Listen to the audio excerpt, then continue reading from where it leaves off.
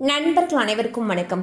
இன்னைக்கு நம்ம இந்த வீடியோல தமிழகத்தில் மகளிர் உரிமை தொகை குறித்து மிக முக்கிய புதிய தகவல் வெளியாகி இருக்கு. சோ அது என்ன தகவல் அப்படிங்கறத பத்தி தான் இப்ப நம்ம பார்க்க போறோம். வீடியோக்குள்ள போறதுக்கு முன்னாடி இதுவரைக்கும் நீங்க நம்ம சேனலை சப்ஸ்கிரைப் பண்ணலைன்னா உடனே சப்ஸ்கிரைப் பண்ணிருங்க. அப்படியே பக்கத்துல இருக்கக்கூடிய பெல் பட்டனையும் கிளிக் பண்ணிருங்க. அப்பதான் நாங்க போடக்கூடிய அனைத்து பயனுள்ள தகவல்களும் உங்களை கரெக்ட் டைம்க்கு ரீச் ஆகும். இப்ப வாங்க வீடியோக்குள்ள போலாம்.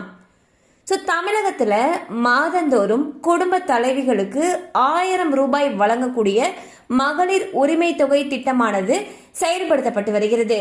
இந்நிலையில் இந்த திட்டத்தின் கீழ் பாத்தீங்கன்னா 1.14 கோடி மகளிர் பயன்பெற்று வந்துட்டு இருக்காங்க. திமுக மீண்டும் ஆட்சிக்கு வந்தால் இந்த மகளிர் உரிமை தொகையானது 1000 ரூபாயிலிருந்து 2000 ரூபாயாக உயர்த்தி வழங்கப்படும் என்று வாக்குறுதி அளிச்சிருந்தாங்க.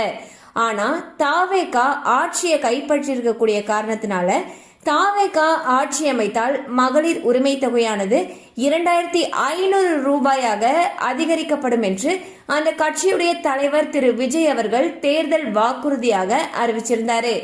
சட்டசபை தேர்தல் காரணமாக மகளிர் உரிமை தொகையை கடந்த பிப்ரவரி மாதமே தமிழக அரசு விடுவிச்சாங்க.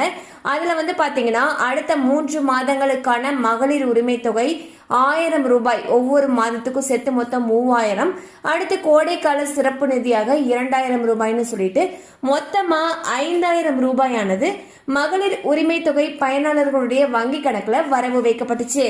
இந்நிலையில் தற்பொழுது ஆட்சி அமைப்பதற்கு பெரும்பான்மை கிடைக்காத நிலையில் தாவேகா அரசு இருக்காங்க.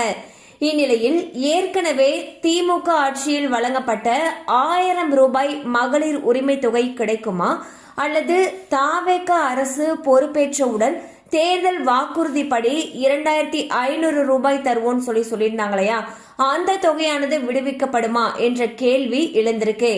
தற்பொழுது வரைக்கும் தாவேகா கட்சிக்கு பெரும்பான்மை கிடைக்காத நிலையில் இந்த மாதம் மகளிர் உரிமை தொகை கிடைக்குமா அல்லது கிடைக்காதா என்ற குழப்பத்தில் பெண்கள் அனைவரும் இருக்காங்க.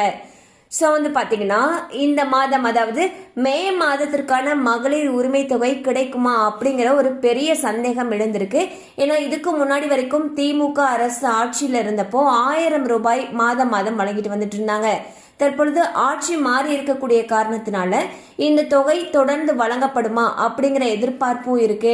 அல்லது தாவேகா புதிதாக ஆட்சி அமைச்சாங்க அப்படின்னா அவங்களுடைய தேர்தல் வாக்குறுதியில கூறினது போலவே 2500 ரூபாயாக மகளிர் உரிமை தொகையை உயர்த்தி வழங்குவாங்களா அப்படிங்கிற எதிர்பார்ப்பும் தற்பொழுது நிலவி வருகிறது.